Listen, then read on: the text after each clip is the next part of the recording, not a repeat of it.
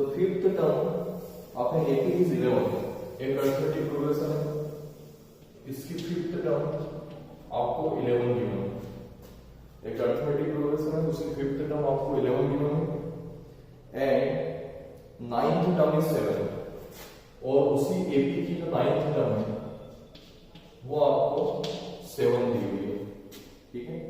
Then find the 16th term of the progression. We have to find its 16th term.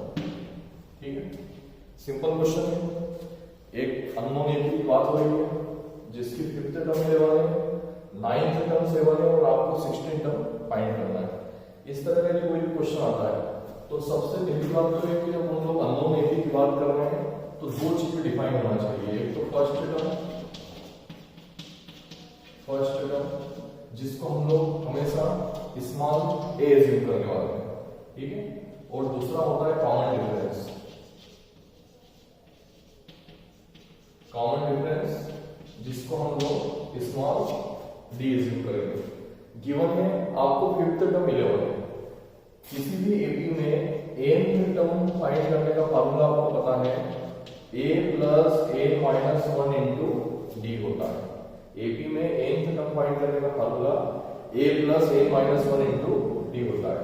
Here fifth term is 11, fifth term 11 है, therefore देखिए tn होता है तो ये n लिखा हुआ इससे एक टर्म यहां हो जाता है, तो यदि हम लोग बात करें t5 की तो 5 से एक टर्म हो जाएगा, मतलब जो रिजल्ट है वो हो जाएगा a plus 4d, a plus 5 minus 1 into D, then a plus 4d is equals to 11, give it less number 1, इसको आप 1 दें। Again given that ninth term is 7, therefore a plus ninth term की बात हो रही है, then a plus 8d is equals to 7 and give it second, ठीक है। अब यदि हम लोग 1 और 2 को सॉल्व करेंगे, ठीक है, 1 और 2 को एलिमिनेशन मेथड से सॉल्व करेंगे और हम लोग इसमें a को एलिमिनेट करना चाहेंगे, दोनों का कोएफिशिएंट 1 है तो जस्ट माइनस करना होगा केवल इसको, a से a को कैंसिल किया, ठीक है। यहाँ देखिए 4d minus 8d, that means minus 4d and is equals to 11 minus 7, then 4. Here we get d equal to minus 1. यहाँ से आपको d की वैल्यू आ रही है minus 1. अब यदि इस d की वैल्यू को हम लोग यदि 1 में पुट करें, put this value of d in 1, तो 1 से जो रिजल्ट आएगा देखिए आप, a plus 4d is equals to 11. If you put d equals to minus 1, then a plus 4 into minus 1 is equals to 11. Then a equals to 11 plus 4, then a equals to 15. यहाँ a का result 15 है और d का minus 1. आपको जो term find करना है वो t16 की टर्म आपको फाइंड करना है। That means we have to find the value of a plus 15d. Here a equal to 15 plus 15d equals to minus 1. That means 15 minus 15, that is 0. तो यहाँ पर इसका जो 16 नंबर का जो टर्म है वो 0 हो जाएगा, नोट कर लें इसको।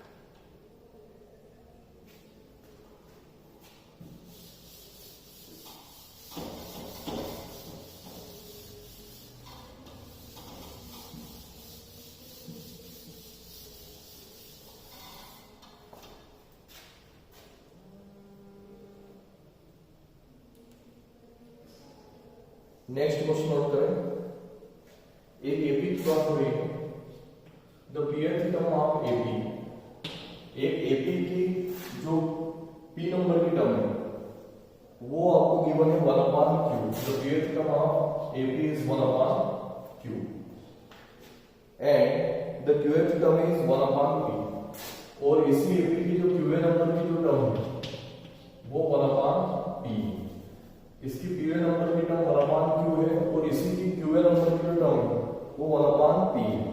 आपको रिजल्ट को करना है कि इसकी PQA नंबर की जो टर्म है TPQ वो 1 हो, ठीक है। बिल्कुल पहले जैसा क्वेश्चन ही है, इसमें बस ये है कि न्यूमेरिक वैल्यू की जगह आपको P और Q में रिजल्ट दिए। एक अननोन एपी है जिसकी PQA नंबर की टर्म 1/Q है और उसी एपी की QA नंबर की टर्म 1/P है, और आपको एक रिजल्ट प्रूव करना है कि उस एपी के PQA नंबर की जो टर्म है वो 1 होगी। वही पहले जैसा फर्स्ट टर्म आपको A एज्यूम करना है, कॉमन डिफरेंस D। तो इसके अकॉर्डिंग देखो, क्योंकि उस एपी की PQA नंबर की टर्म 1/Q है, तो इसका जो रिजल्ट होगा A plus P minus 1 into D is equals to 1/Q, give it 1, इसको आप 1 दे दें।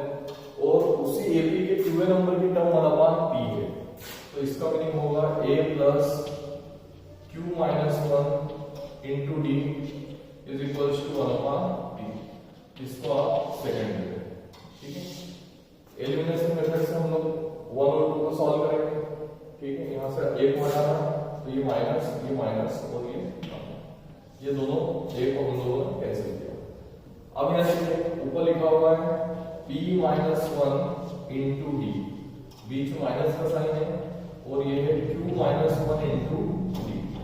राइट हैंड साइड में ये लिखा हुआ है 1/Q minus 1/P, 1/Q minus 1/P। इसको सॉल्व करना है, दोनों में से D कॉमन आ रहा है, तो अंदर जो रिजल्ट होगा वो होगा P minus 1 minus Q plus 1 into D and is equals to, इन दोनों का एलसीएम यदि हम लोग लें तो वो आता है P इंटू Q, ये इसका एलसीएम आया, Q से Q कैंसिल किया, यहाँ बचेगा P, यहाँ P से P को कैंसिल किया, P माइनस Q, ये रिजल्ट है। यहाँ देखिए इस 1 से इस 1 को कैंसिल किया, तो आपके पास जो टर्म है वो आ रही है P minus Q into D is equals to P minus Q upon P into Q। ये P माइनस Q से P माइनस Q को कैंसिल किया, तो फाइनल जो रिजल्ट है यहाँ से जो D है वो D आपका बना है 1/PQ, ये D आया 1/PQ। अब आपको D की वैल्यू मिल चुकी है, अब आपको A की वैल्यू निकालना है। किसी भी एक रिलेशन में हम D की वैल्यू को पुट करके A की वैल्यू निकाल सकते हैं। तो यदि हम लोग बात करें 1 की, तो हम लोग लिखते हैं फ्रॉम 1 से देखिए 1 के अंदर दिया हुआ है A plus P minus 1 into D is equals to 1/Q, तो A plus P minus 1 into D, D कितना है 1/PQ, तो into 1/PQ is equals to 1/Q, 1/Q। इसको सॉल्व करते हैं, तो A प्लस अंदर मल्टीप्लाई किया, then P/PQ minus 1/PQ is equals to 1/Q, ठीक है। यहाँ देखिए P से P को कैंसिल किया, then A plus 1/Q minus 1/PQ is equals to 1/Q। Left hand side और राइट हैंड साइड दोनों से 1/Q कैंसिल करें, then A minus PQ is equals to 0, then finally A equals to 1/PQ, A की value 1/PQ।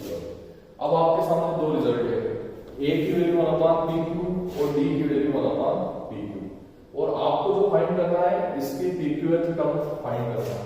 We have to find its PQth term. For this we apply the formula TPQ is equals to A plus PQ minus 1 into D. A plus PQ minus 1 into D. Here we put the value of A. This is 1/PQ. Then 1/PQ plus PQ minus 1 into D, and D is also 1/PQ. So into 1/PQ. Then 1/PQ plus PQ/PQ, PQ/PQ minus 1/PQ, इन दोनों को cancel करें, PQ से PQ को cancel किया, final result आया 1। इसलिए इस AP की पीवीएन नंबर की जो टर्म है वो 1 होगी। ठीक है, एपी में पीवीएन नंबर की टर्म आपको गिवन थी, क्यूए नंबर की टर्म गिवन थी और आपको पीक्यूए नंबर की टर्म निकालना था जिसका रिजल्ट 1 आ रहा था और ये टीपीक्यू इक्वल्स टू 1। नोट कर लें इसको।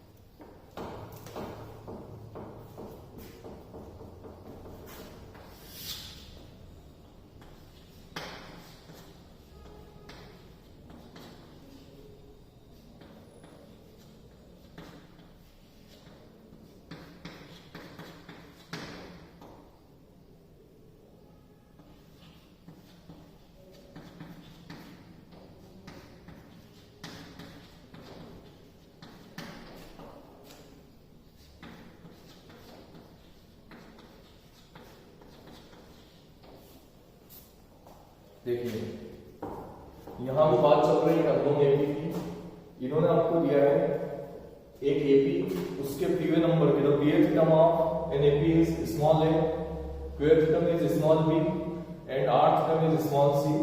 ठीक है, एक एपी की पीवे नंबर की टर्म, क्यूवे नंबर की टर्म और rth नंबर की टर्म आपको यहां पर गिवन है और आपको ये वाला रिलेशन लेके आना है a into q minus r plus b into r minus p plus c into p minus q is equals to 0।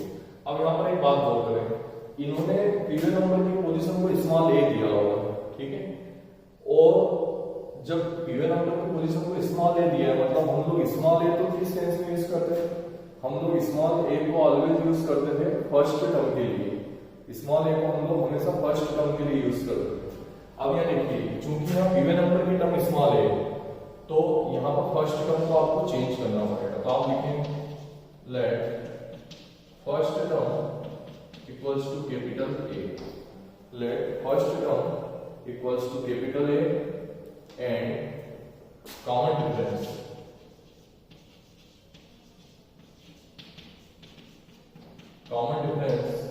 Is equals to capital B।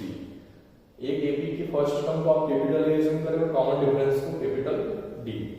अब यहां पर जो दिया हुआ है वो है TP equals to A, TP equals to A, पीवे नंबर की टर्म A। तो इसका मतलब क्या होगा, TP इक्वल्स टू A, इसको बनाएं A आता है तो A फर्स्ट टर्म मतलब A plus P minus 1 into D into D equals to A। यहां पर कैपिटल A क्यों यूज किया, क्योंकि फर्स्ट टर्म कैपिटल A हम लोगों ने ऐसे किए। कॉमन डिफरेंस जो स्मॉल d यूज करते थे उसके प्लेस में हमने कैपिटल D यूज किया है, तो इसको आप रिलेशन 1 दे दें। चलिए और आगे देखते हैं क्या लिखा हुआ है। इसकी क्यूए नंबर की term B then TQ equals to B, TQ B है, इसका मतलब क्या हुआ, इसका मतलब हुआ A plus Q minus 1 into D equals to, ये आपका हो जाएगा सेकंड। और एक और रिलेशन बना दें,